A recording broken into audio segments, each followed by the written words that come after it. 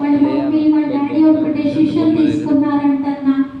ఏమనంటే ఆపరేషన్ చెయ్యండి, బతికితే బతుకుతుంది లేకపోతే చనిపోతుంది కదా, ఆపరేషన్ అయితే చెయ్యండి అని చెప్పారంటన్నా. అప్పుడు ఆ డాక్టర్ అంట హాస్పిటల్లో అడ్మిట్ చేసుకున్నారంటన్నా. అడ్మిట్ చేసుకొని ఆ పాపకి అన్ని బ్లడ్ టెస్ట్లు ఏమేమో టెస్ట్లు చేస్తా ఉన్నారంటన్నా. అప్పుడు హాస్పిటల్లో ఆ చిన్న బేబీతో వాళ్ళ మమ్మీ ఉందంటన్నా.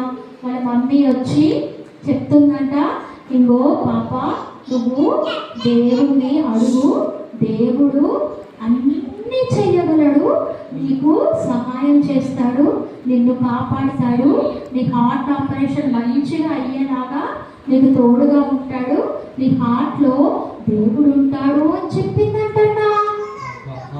అవునన్నా.